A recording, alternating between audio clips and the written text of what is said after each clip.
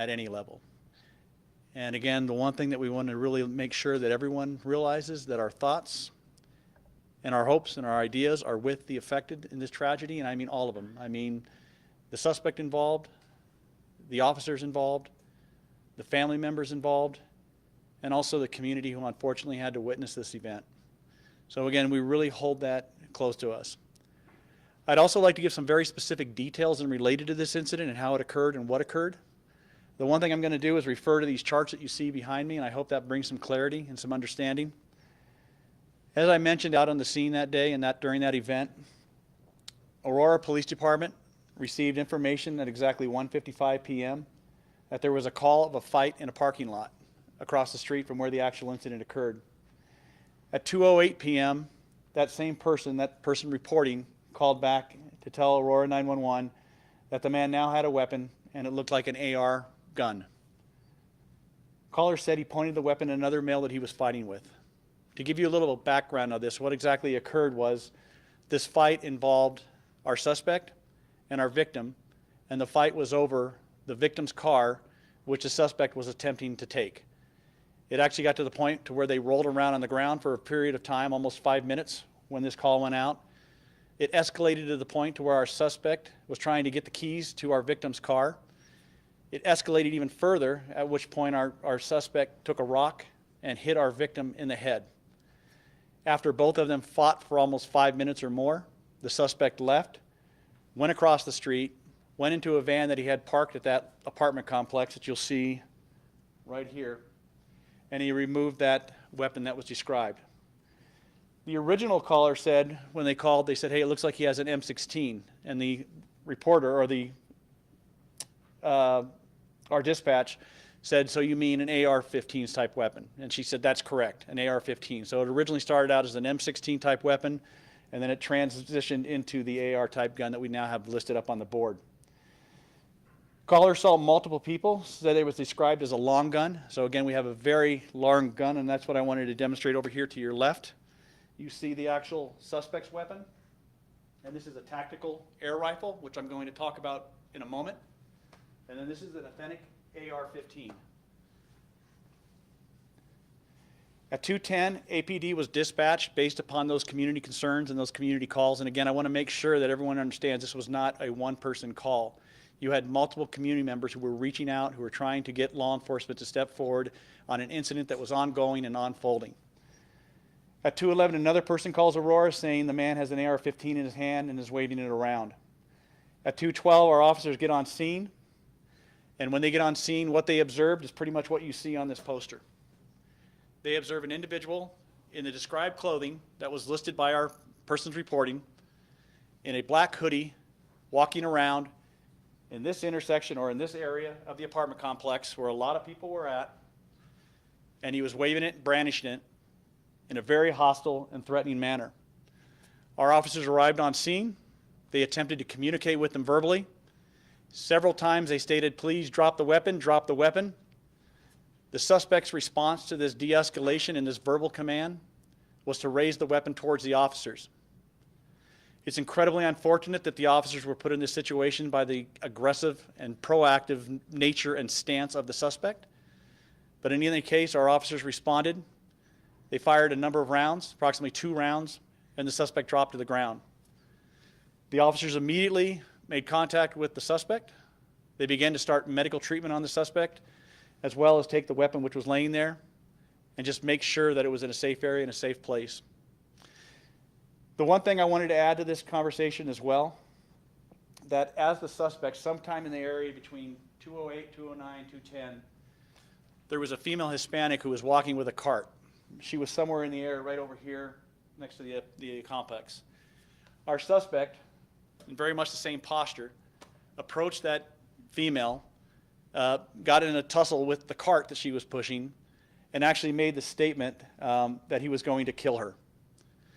So again, when you look at the dynamics of this situation, when you look at the actions of the suspect, the response by our officers were the least amount of force necessary to control an incredibly fluid, unfolding situation. Once the suspect was placed on the ground, medical treatment, as I said, was given to him, and then he was transported to the hospital for additional care. As you all know, he subsequently expired. The officers have been placed on administrative leave.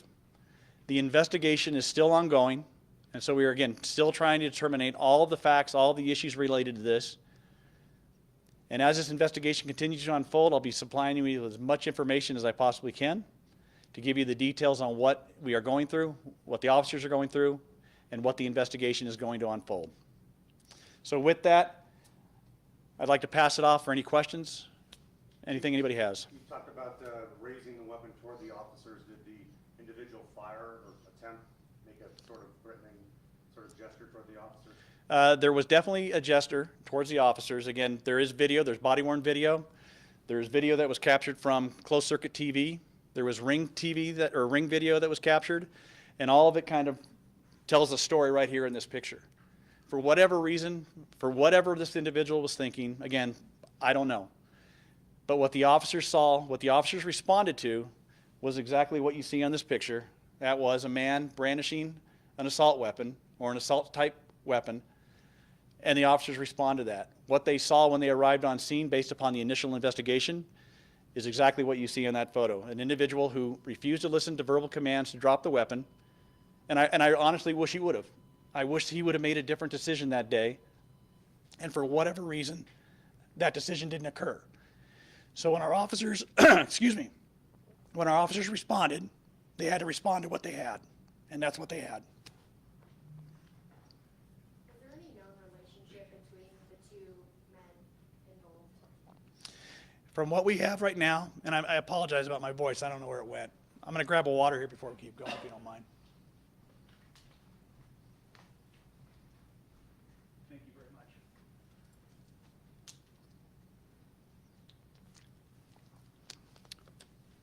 Thank you. From what we know now, again, there is no relationship. All we know from the initial investigation is that the two individuals met at some point.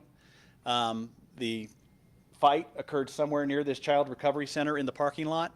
It escalated at that point. All the information was detailed by the individuals who gave that information, who supplied it to our 911 response center. And again, that's what we know at this point. It didn't appear to be any relationship. There doesn't appear to be any long-term friendship or long-term partnership or any type of contact other than what occurred that day during that period of time. And if that changes, I'll be sure to let you know and get that information out. Chief, you explained how dynamic the situation was. In your opinion, was there any other de-escalation officers could have done other than the verbal commands? And again, when you look at the severity of this incident, I think that's what's really important here, is you look at the severity of this. Had this been an individual who had put himself in a different position, had this been an individual who immediately dropped the weapon, put up his hands, or an individual who kept the weapon down at a low-ready position, but that's not what the officers responded to. What the officers responded to was a very dynamic situation that was detailed out to them by numerous community members who observed the same exact thing. The officers, when they got on scene, observed the same exact thing. So that ability to make that split-second decision based upon the threat that they perceived at that time is exactly what they did. The mere fact that they actually verbalized and used the de-escalation of verbalization as they approached the individual in open cover when you're dealing with somebody who may potentially have an automatic weapon, that speaks volumes about what actions the officers did. And again, I stress this completely. I stress this not only on behalf of myself, but I'm sure on behalf of the officers. I'm sure they wish they would have had another alternative. I'm sure they wish that this suspect would have made another decision. But for whatever reason, and I can't detail why, I don't know what was going through that individual's head at that time, that individual made a very conscious decision to take a very dynamic, life-threatening, what appeared to be a life-threatening situation, and escalate it even higher once the officers got on scene. And I know that a question a lot of people are going to think about, well, would this have been an opportunity for crisis response teams or mental intervention or health intervention? Again, when you look at the policies, when you look at the procedures, when you look at the dynamics for that type of response by crisis response teams, it does not fall into this category. It falls on the category of somebody who is despondent, somebody who is depressed, somebody who needs help or medical assistance or needs some type of mental intervention. That is not this incident. This incident is an incident that unfolded. It was a violent incident from the very beginning that Aurora PD became aware of it. It started out as a robbery and a fight.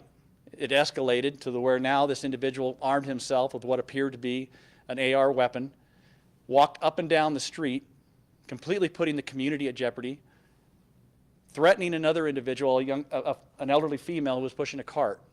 When the officers arrived on scene, again, I guarantee you they wish that there would have been another alternative. But that alternative wasn't dictated by the officers. That alternative was dictated by the suspect involved in this. And his actions dictated the end result. Can a tactical air rifle be considered a toy gun? Well, again, I don't know. What I know that this is not, when people think of an air gun or they think of a BB gun, again, when you look at this weapon, I don't know what you would consider that. I don't know how many people have children when you think of what a toy gun is. I don't know how many people have children, young children, that would give a young child a weapon that looks like this. I don't know what the purpose of this. Maybe it's target practice with pellets, BBs. I don't know. But what I do know and what I can see on this picture is that replica of a tactical air rifle looks exactly the same as an authentic AR-15. And when those officers arrived, they weren't dealing with minutes, they weren't dealing with hours, they were dealing with seconds. And unfortunately, our suspect, he did have time to consider those aspects. And I think he knew why he was there with this weapon. He was there to intimidate, to terrorize, and to threaten that community. And he had already committed a violent crime of robbery. And so now he made that other choice that he's going to take this weapon, which is almost an exact replica of a real AR-15, and unfortunately put officers in a situation where they have to make a split-second decision. How many officers are on administrative leave as of right now? Right now there's two. The two that were actually went on location and then were involved in this. As the new chief, what do you think, whether it's department-wide or community members, how do we cut down on these deadly interactions between Aurora Police and community members? And unfortunately, so much of this is the responsibility of the individuals involved. And I mean the individuals involved as this gentleman. If Aurora PD could drive around and handle traffic calls, if they could drive around and handle family disputes, if they could drive around and make the streets safer, that's exactly what they want to do. There is no Aurora police officer that wants to get involved in a deadly force, life-taking situation. Those actions are not predicated based upon the actions of the officers as much as they are the actions of the individuals that they confront. And when you confront a situation like this, where we're not talking minutes, we're not talking weeks, we're talking seconds, those officers have to make that split-second decision for their safety, for the safety of the community, and for the safety of everybody involved. What does the investigation look like into the officers' actions while on leave? Yeah, and it is still ongoing. Again, there's a number of steps that have to take place. They have to actually go through the extensive interview period. They have to, again, look at the body-worn video that they had, look at the circumstances, go through the investigation. Again, there's multiple entities involved. The district attorney's office is involved. So there's a lot of different components related to this. And then again, it's going to be the determination after an extensive use of force review board where their actions are going to be reviewed. Were they within policy and procedure? Were they correct or were they incorrect? And again, is there any criminal related to this? And I mean, as far as crimes, did the officers act in a criminal manner? Did they deviate from policy procedure? Did they deviate from Colorado state law and state statute? All of those things are going to have to be reviewed and be determined. The other person that was involved, were they arrested, and what were the charges of them? The victim? Yeah, the victim was not arrested. Again, we determined through an interview with him exactly what occurred that we know from his perspective.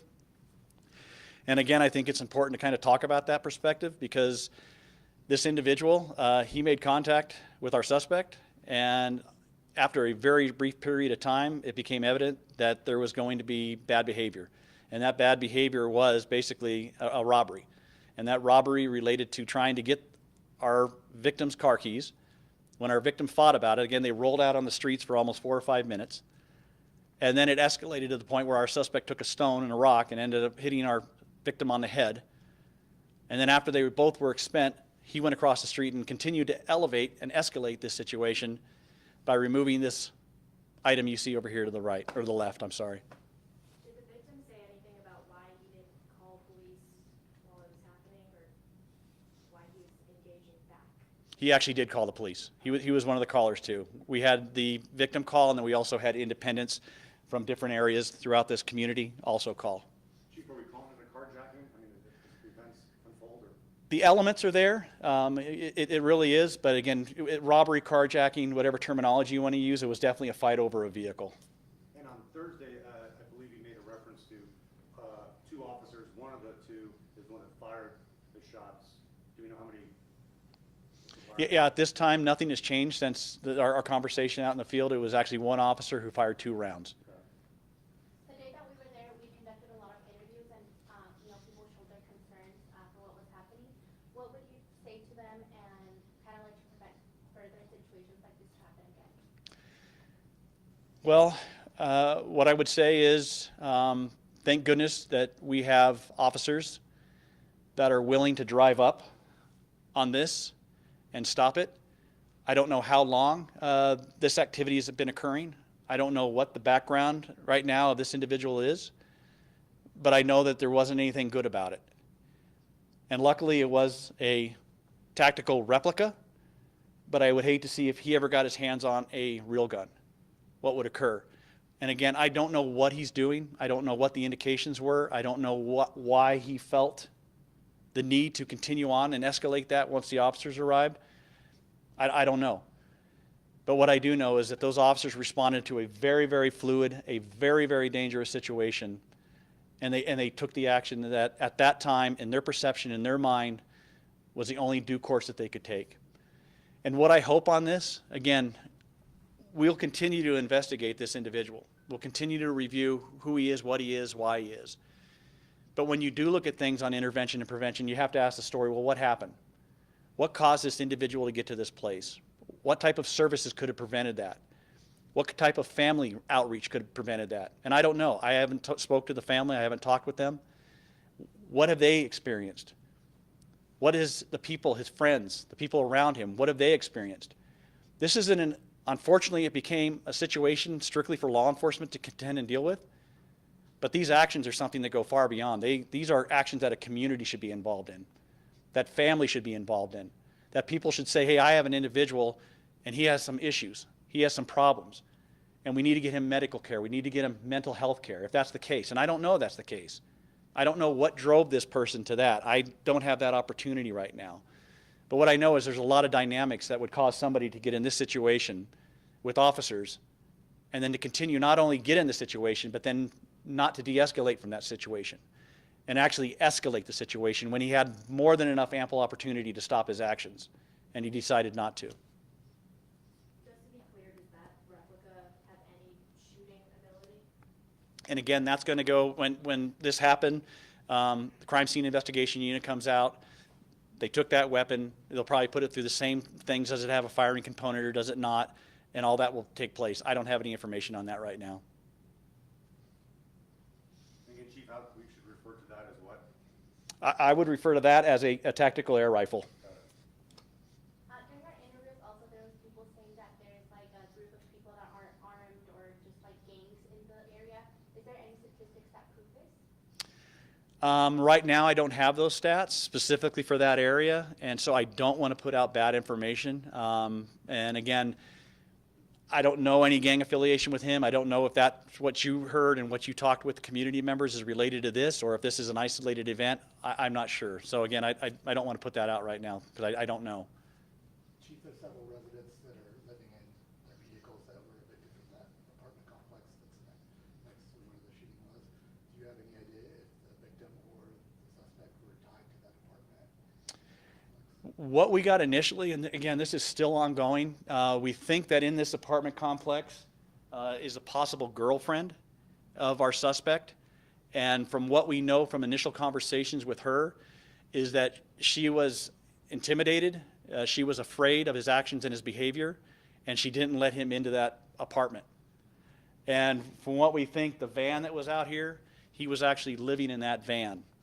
And so again, those are some dynamics that I think you really have to question, what exactly was unfolding, what opportunities did this individual have, what other activities had he been involved with in relation to that. Any other questions? The one thing I want to let you know also, again, we have not released any body-worn video on this yet. There is a statute in a state law that says we have to have the family review it first within a 72-hour period. So once that is done, once we work with the family, allow them to see everything that we have, we will be releasing more detailed and more specific information. But again, in the truest form of transparency, in the truest form of trying to make sure we bring clarity to a very unfortunate and a very unclear situation, I really wanted to stand up here today and at least provide you with the information that we did have and what relates specifically to something that is going to be of interest to the community, interest to you, and interest to basically everybody who has heard anything about this. Any other questions at all? Please, anything? Thank you again very much for being here, and I appreciate the fact that you can pass this on. Thank you very much.